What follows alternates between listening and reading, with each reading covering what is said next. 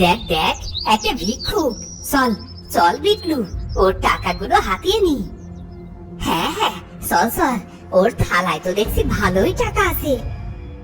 সাহায্য করুন, আমাকে 2 টাকা দিয়ে সাহায্য করুন। আমাকে 2 টাকা দিলে 200 টাকা পাবেন। যে যা পারেন তা দিয়ে সাহায্য করুন। শুনেছিস বাবলা, ভিক্ষুকটা কি বললো? আরে হ্যাঁ রে হ্যাঁ, সবই শুনেছি। চল মজা নেওয়া যাক, তবে তার আগে আমাকে 2 টাকা ধার দে। সবের মধ্যে আবার টাকা ধার চাচ্ছিস কেন? আরে এত কথা না বলে দে তো, তোকে একটু পরে 10 টাকা দিচ্ছি। তুই দেখছি আমাকেও বোকা বানাচ্ছিস বাবলা। আরে ভাই দে না, টাকাটা দিয়ে দিচ্ছি তো। বিটলু তার পকেট থেকে 2 টাকা বের করে বাবলার হাতে দেয়। বাবলা টাকাটা নিয়ে ভিখারির থালায় দান করে। এই নিন ভিখু আঙ্কেল, 2 টাকা নিন। বেঁচে থাকো বাবা, বেঁচে থাকো। তোমাদের জন্য দোয়া করি। ধন্যবাদ ভিখু আঙ্কেল। আরে বেটা, পরে ধন্যবাদ দিস। নে এবার গুনে গুনে 200 টাকা নিয়ে নে। এই কি করছো বাবা? আমার টাকা তোমরা কেন নিচ্ছ? রেখে দাও বলছি, রেখে দাও। তোমার টাকা কেন আমরা নেব? আমরা তো আমাদের ভাগের টাকাই নিচ্ছি। তোমাদের টাকা মানে? তোমাদের টাকা কি করে হয়? তোমরা তো মাত্র 2 টাকা দিয়েছো। এই যে নিয়ে নিলাম আমাদের 200 টাকা। তুমি তো বলেছিলে 2 টাকা দিলে 200 টাকা দেবে, তাই তোমার কথা মতোই 2 টাকা দিয়ে 200 টাকা নিয়ে নিলাম। এই বিটলু, চল বাড়ি চল। এই চোর, চোর আমার টাকা নিয়ে চলে যাচ্ছে, চোর। ভিখারির কথা শুনে কয়েকটা লোক বাবলাকে ধরে নিয়ে আসে। এই বেটা, ভিখারির টাকা চুরি করেছিস কেন? দে, ওর টাকা ফেরত দে। কি বলছেন কাকু? আমি কেন ওর টাকা চুরি করব? সে আমাকে বলেছে 2 টাকা দিলে 200 টাকা পাবো। কি ভিখু কাকু, এ কথা বলেননি আপনি? আপনি কি সত্যি এই কথা বলেছেন? হ্যাঁ বাবা, বলেছি। তবে দেখেছেন কাকু, সে হ্যাঁ বলেছে, তাই আমি তার কথা মতো 2 টাকা দিয়ে 200 টাকা নিয়েছি। বলুন, এটা কি চুরি হলো? না তো, তুই তো ঠিক কথাই বলেছিস। এই বেটা ভিখারি, তুই মানুষকে যদি কখনো মিথ্যে অপবাদ দিস, তোকে এই গ্রাম ছাড়া করে দেব। এরপরে সবাই চলে যায়। ভিখারি তার কষ্টে 200 টাকা হারিয়ে কাঁদতে থাকে। কি হয়েছে ভিখারি আঙ্কেল? আপনি গাছের নিচে বসে কান্না করছেন কেন? আর বলো না, সব জায়গায় আমার দুঃখ। খোদা আমার কপালে এই বুঝে লিখে রেখেছে। আল্লাহ যা করে আমাদের সবার মঙ্গলের জন্যই করে। হয়তো সামনে আপনার জন্য আরো ভালো কিছু অপেক্ষা করছে।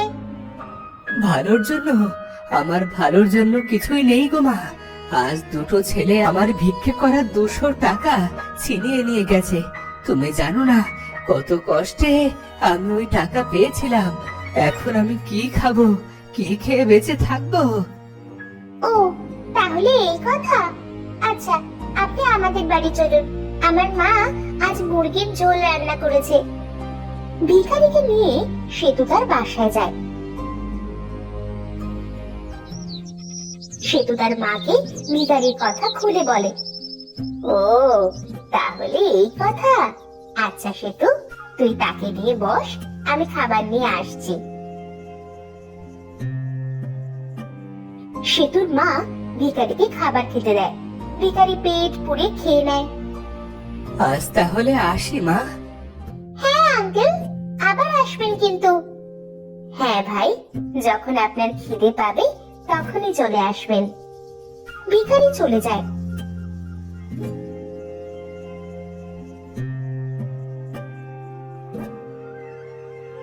আর তখনই ভিখারির মনে পড়ে তার পুটুলি সে সেতুদের বাড়ি ফেলে আসছে। এই দেখো কি কাণ্ড, আমার ভিক্ষে করা থালাটা যে ফেলে এসেছি। যাই, আবার গিয়ে নিয়ে আসি। ভিখারি তার ফেলে আসা থালা নিতে সেতুদের বাড়ি আসে। আর তখন সে শুনতে পায় ঘরের ভেতরে সেতু আর তার মা কথা বলছে। মন খারাপ করো না মা, আজ রাতে না হয় না খেয়েই কাটাই। আমি তো না খেয়েই থাকতে পারবো, কিন্তু তুই তুই তো আর না খেয়ে থাকতে পারবি না বল। আজ মেহমান না আসলে হয়তো আমাদের রাতের খাবারটা বেঁচে যেত। ভিখারি বাইরে থেকে সব কথা শুনে সেতুদের বাড়ি থেকে চলে আসতে থাকে। হায় খোদা, এরা তো দেখছি দিন আনে দিন খায়, একেবারে আমার মতো অবস্থা। আমাকে তাদের রাতের খাবার খাইয়েছে, আর এখন রাতে তারা উপোস করে থাকবে। এদের জন্য কিছু করতে পারলে নিজের কাছেই ভালো লাগতো। পরের দিন ভিখারি একটা গাছের নিচে বসে ভিক্ষা করছিল। কি গো কাকু, আজ কেমন রোজগার হলো?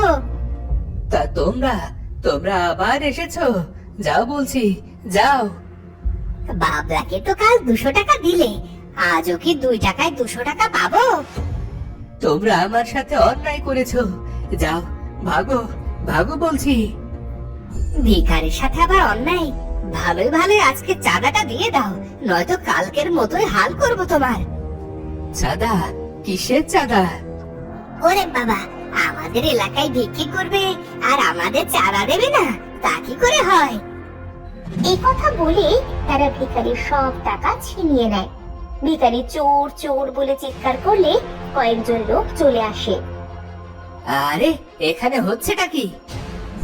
দেখুন না কাকু, আমরা এদিক দিয়ে যাচ্ছিলাম, আর তখনই এই ভিখারিটা আমাদের সব টাকা ছিনিয়ে নিয়ে ওর থালায় রেখে দিয়েছে। ভিখারি চোর, মার মার ওকে, মার। ভিখারিকে মেরে তারা চলে যায়। আজও সেতু ফেরার পথে ভিখারিকে গাছের তলায় শুয়ে থাকতে দেখে। কি হয়েছে আঙ্কেল? আপনার সারা শরীর দেখছি রক্তে রক্তাক্ত হয়ে আছে। ও তেমন কিছু না, ওই দুষ্ট ছেলে দুটো আজও আমার টাকা ছিনিয়ে নিয়ে এই হাল করেছে। ইস, চলুন আঙ্কেল, আমাদের বাড়ি চলুন। ভিখারিকে নিয়ে সেতু তাদের বাড়ি আসে। এরপরে সেতু আর সেতুর মা ভিখারির হাত পা কাপড় দিয়ে বেঁধে দেয়। শোন সেতু, লোকটার অবস্থা বেশ ভালো নয় মনে হচ্ছে রে। আমি আমাদের এই বাড়ির দলিল মন্ডল মশাইকে দিয়ে কিছু টাকা নিয়ে আসি, তারপরে ডাক্তার নিয়ে লোকটার চিকিৎসা করাবো। ঠিক আছে মা, তুমি যা ভালো মনে করো। ভিখারি পাশের রুম থেকে সেতু আর সেতুর মায়ের সব কথা শুনে ফেলে। হায় খোদা, পৃথিবীতে এদের মতো মানুষ আছে বলেই এখনো পৃথিবী ধ্বংস হয়নি। আঙ্কেল, আপনার দেখছি জ্ঞান ফিরেছে। তা আঙ্কেল, আপনার পরিবারে কি কেউ আছে? পরিবার? পরিবার বলতে সবকিছুই ছিল, কিন্তু তা আজ অতীত। কি সেই অতীত আঙ্কেল? আমি আজ ভিখারি হলেও আগে আমি ভিখারি ছিলাম না। বিলেত দেশে প্রায় 30 বছর কাটিয়ে বউয়ের কাছে অনেক টাকা পাঠিয়েছিলাম। একদিন বিলেত শেষে দেশে এসে শুনি বউ আমার সব টাকা পয়সা নিয়ে অন্য আরেকজনকে বিয়ে করেছে। এদিকে অনেক বছর বিলেতে কাজ করতে করতে আমি অনেক কঠিন রোগে আক্রান্ত হয়ে পড়ি। এর জন্য আমি আর কাজ করতে পারি না, তাই সেই ভিখারির পদ বেছে নিই। আপনার দেখছি আমাদের চেয়েও খারাপ অবস্থা। তোমাদের অবস্থা কি সেটা বলো? আমাদের পরিবারটা অনেক সুন্দর ছিল। আমি যখন ছোট ছিলাম তখন আমার বাবা বিলেতে কাজ করতে চলে যায়। সেই যে গেছে আর আসেনি। সবাই বলছিল যে বাবা নাকি মারা গেছে, আর তখন থেকে মা মন্ডল বাড়িতে কাজ করে আমাদের সংসারের হাল ধরে। আর তখনই ভিখারি একের পর এক কাঁদতে শুরু করে।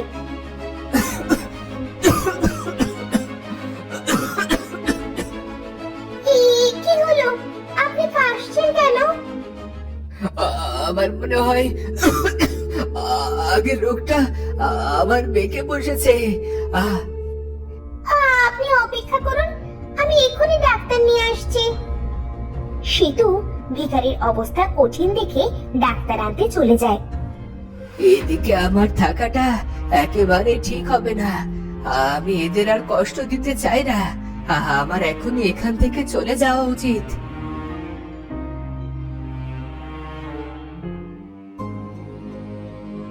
ভিখারি অসুস্থ শরীর নিয়ে সেতুদের বাড়ি থেকে বেরিয়ে জঙ্গলের দিকে যেতে থাকে।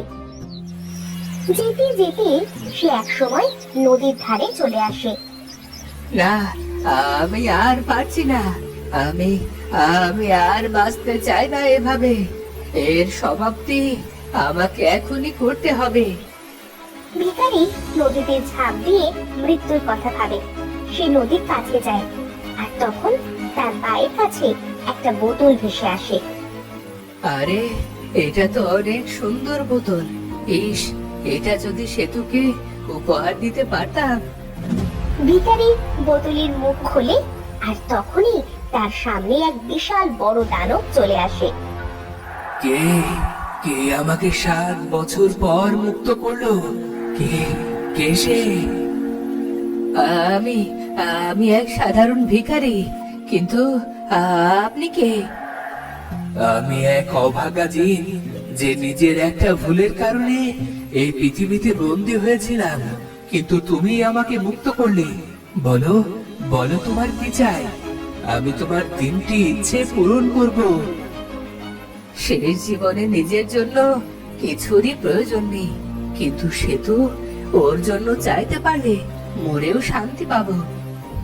বলো বলো, তোমার 3টি ইচ্ছে বলো ভিখারি। আমার প্রথম ইচ্ছে হলো সেতুর বাবাকে তার কাছে ফিরিয়ে দাও। হয়ে গেছে, সেতুর বাবা ফিরে এসেছে। সেতু, সেতু কোথায় তুই? তাড়াতাড়ি এদিকে আয়, দেখে যা মা, তোর বাবা ফিরে এসেছে। বাবা! আমার লক্ষ্মী সোনা সেতু। হ্যাঁ ভিখারি, এবার তোমার 2য় ইচ্ছের কথা বলো। আমার ইচ্ছে শেষ হলে কোনো কষ্ট ছাড়া মৃত্যু দিও, যাতে কেউ আমার লাশ আর খুঁজে না পায়।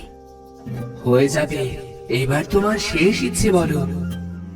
সেতুর মনে যে প্রথম আশা রয়েছে সেটা তুমি পূরণ করে দাও।